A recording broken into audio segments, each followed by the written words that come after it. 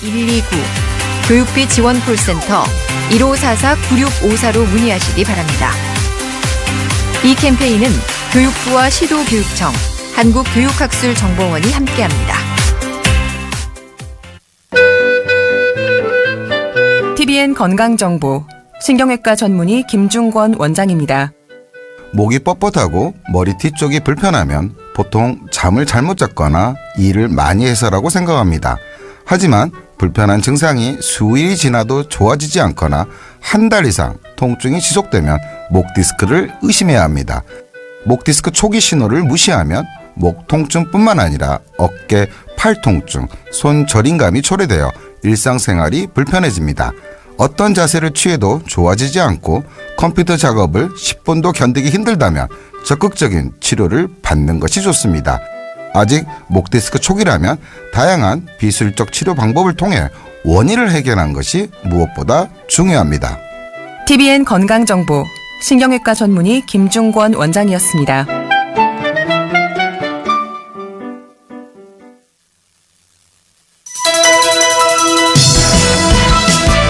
시사와 정보, 뉴스가 있는 프로그램 박대우 MC가 진행하는 TBN 광주 매거진입니다.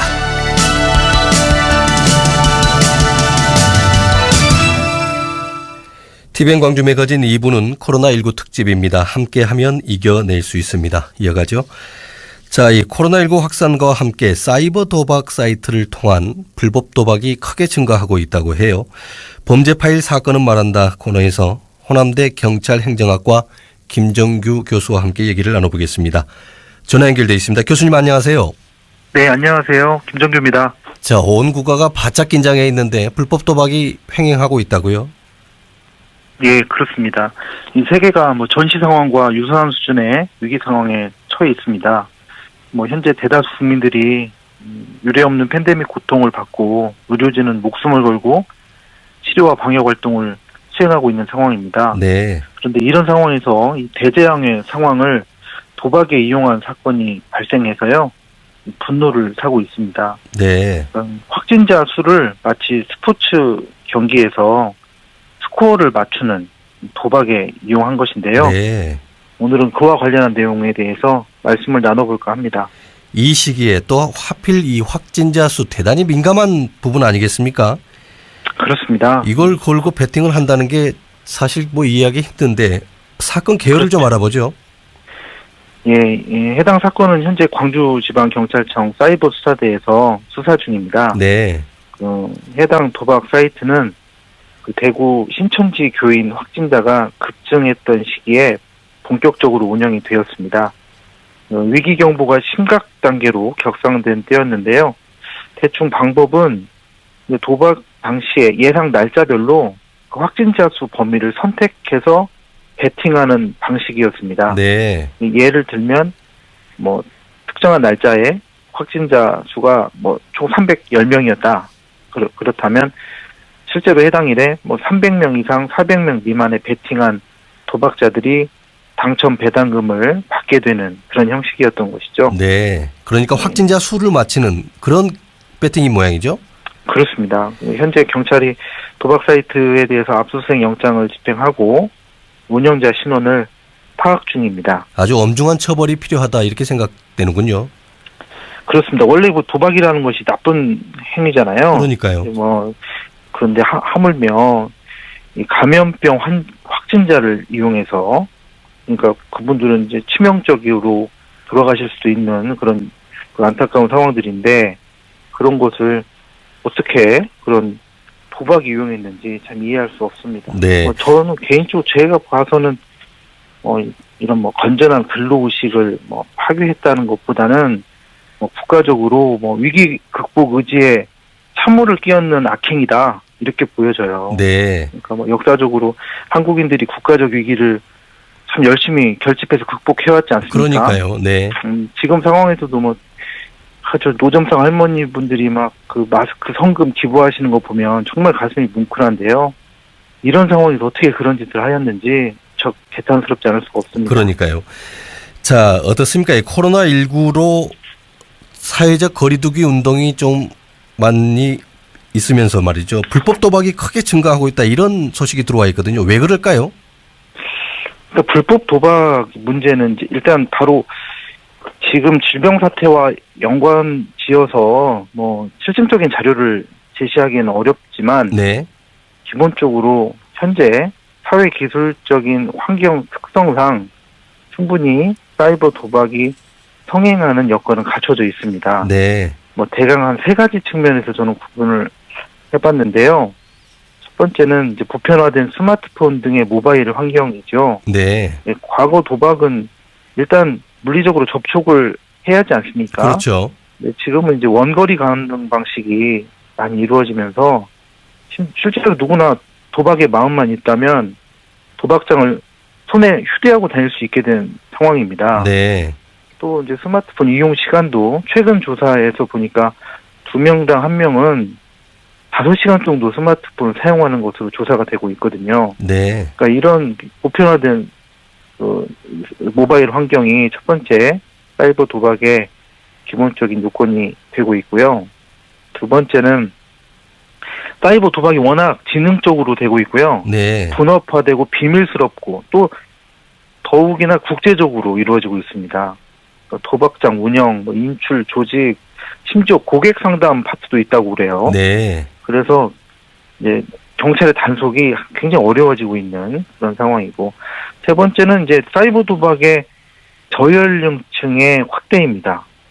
최근에 경찰이 그 도박 피의자들을 검거한 현황을 한번 찾아봤는데 2015년부터 작년까지 그 피의자 내용 중에 20대, 30대가 75%를 차지해요. 네. 아주 젊은 층들인데요. 네, 그리고 40대가 17%. 그러니까 20, 30대 그리고 40대가 대부분 사이버 도박의 피의자 신분인 것입니다. 네. 그러니까 이런 경우가 이제 이 도박이라는 것이 중독으로 이어지면 전생에 계속 빠져나올 수 없는 상황이 되잖아요. 네. 그래서 이 상황 또한 굉장히 사이버 도박이 그 활개를 치는 그런 기본 요건이라고 볼 수 있어요. 네. 근데 이런 조건을 전제로 해서 지금 이 코로나로 인한 그 여러 가지 사회적으로 발생되는 문제점 중에 대표적인 게 경제 위기 아니겠습니까? 그렇죠.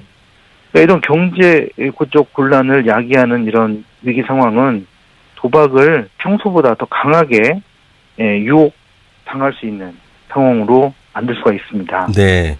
그리고 뭐 도박은 정확한 규모를 측정하기는 좀 어렵긴 하지만 빗대어서 복권 판매를 비교해 보면 경제가 호황이던 시기보다 불황일 때 이런 복권의 판매량이 많고요. 네. 국가별로도 재정이 취약한 국가일수록 국내 총생산 GDP 대비 복권 판매액이 높은 것으로 통상 분석이 됩니다. 네.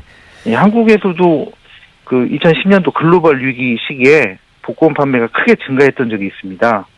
내수와 소비는 침체하지만 로또 판매액은 전년 대비 6.8%나 증가했었거든요. 네. 그러니까 이러한 과거 통계적 추이들을 살펴보면 이번 감염병 사태로 인한 경제 상황 악화가 분명히 사이버 도박의 확산을 만들어낼 수 있는 요소는 있다. 이렇게 우려를 하지 않을 수가 없습니다. 네. 아무래도 스포츠 경기가 중단되면서 스포츠 토토라든가 그러니까 좀 합법적인 배팅을 할 수 있는 게 없어져서 그런 경우도 좀 있습니까? 그렇겠죠? 네, 그렇죠. 예, 그런 것들도 충분히 고려를 할 수 있겠습니다. 네. 근데 이제 이렇게 만들어내는 방법들이 워낙 다양하기 때문에 스포츠 앱뿐만이 아니라 뭐 포카 형태도 있고요. 그러니까요. 경륜, 경정 이런 건 다양해서 반드시 그런 스포츠 경기가 문을 닫았다고 그래서 그런 배팅이 더 그 이유만으로 증가했다고 보는 것은 좀 상관성이 명확하지 않을 것 같다. 네. 이렇게 생각이 됩니다. 네. 자, 교수님이 불법 도박 사이트를 이용하면 그러니까 적발하기가 굉장히 어렵다 이렇게 얘기를 해 주셨는데 어느 정도 처벌을 받게 됩니까? 일단 도박은 그 형법에서 원천적으로 이제 규정을 하고 있는데요. 도박죄, 상습 도박죄 이런 게 있거든요. 네. 도박을 하면 1,000만 원 이하의 벌금에 처해져요. 네. 그리고 상습적으로 하시는 경우는 3년 이하 징역이나 2천만 원 이하의 벌금에 처해집니다. 네. 그리고 뭐 도박 장소를 제공하고 공간을 개설하면 5년 이하 징역이나 3천만 원 이하의 벌금에 해당이 돼요. 근데 이것과 별개로 그 스포츠 도박 있죠. 금방 네. 뭐 베팅하는 그런 것은 국민체육진흥법상의 특별 규정이 적용이 됩니다. 네. 여기에서는 더 형량이 높아요. 그래서 7년 이하의 징역에 해당되는 내용이 있고, 그리고 또 체육진흥 투표권 같은 것을 만든 경우는 5년 이하 징역에 처해지기도 합니다. 네. 그런데 이 불법 도박을 하시는 분들이 그러니까 뭐 서버가 해외에 있다거나 굉장히 적발하기가 어려워서 아무래도 시민들의 어떤 신고의식이라 그럴까요? 그것도 좀 중요할 것 같아요. 어떻습니까? 네, 굉장히 중요합니다. 실제로 수사하고 있는 이런 내용들을 보면 그 신고와 그리고 모니터링에 그 근거를 하는 경우가 무척 많고요. 네. 그러기 위해서는 이제 그런 상황이 그러하므로 이런 수사를 활발하게 유지하기 위해서는 신고가 절대적으로 필요한데, 그러게요. 뭐 불법 스포츠 도박 광고 문자나 스팸 메일을 한두 번씩 다 받아보셨을 겁니다. 네. 예, 뭐 대상을 가리지 않고 문자들을 발송을 하죠. 그러니까요. 어떻게 심지어는 전화번호를 청소년들에게도 청소년들에게도 이런 문자들이 그러니까요. 뭐 가리지 않고 가다 보니까 뭐 학원비로 불법 스포츠 도박에 참여했다는 청소년 사례들도 종종 접하기도 합니다. 네. 근데 신고는, 그러니까 이 신고의 중요성이 워낙 크기 때문에 이 포상금도 지급을 해요. 네. 그러니까 신고 활성화를 위해서 전에는 포상금 1인 뭐 연간 한도 이런 규정도 있었는데 지금은 그런 것도 폐지했고요. 포상금도 지금은 5천만 원으로 상향이 되어 있습니다. 네. 작년에 자료를 찾아보니까요, 이런 불법 사이버 도박을 신고하고 받은 포상금의 건수가 사행성 게임장은 50건이 있었고, 불법 도박 사이트 운영자 신고는 12건이 있었더라고요. 네. 그 외에도 여러 건이 있어서 총 71건의 신고 포상금이 지급되었던 사례가 있었습니다. 네. 신고 방법은요, 이게 사행성 통합감독위원회 홈페이지에 가면은 신고 방법이 잘 돼 있어요. 네. 그리고 전화도 있습니다. 1588-0112로 신고하시면 어렵지 않게 신고를 할 수 있고, 그런 아까 말씀드렸던 불법 광고하는 사이트 주소라든가 광고 문자라든가 이런 것들을 근거로 신고할 수가 있어요. 네. 그러면 이제 물론 포상금도 받게 되는군요. 네네, 뭐 PC에서 하는 경우에는 본인 인증을 해야 되는 절차가 있긴 한데, 네. 그 신고 내용은 어렵지가 않으니까요. 시민분들이 그런 걸 접할 때, 귀찮게 여기지 마시고, 네. 적극적으로 시민의식이 좀 해주시는 게, 필요하겠군요. 예, 좋을 것 같습니다. 네. 알겠습니다. 오늘 말씀 고맙습니다. 예, 감사합니다. 네. 지금까지 호남대 경찰행정학과 김정규 교수였습니다. 신속 정확한 45분 교통정보는 최은영 캐스터가 전합니다.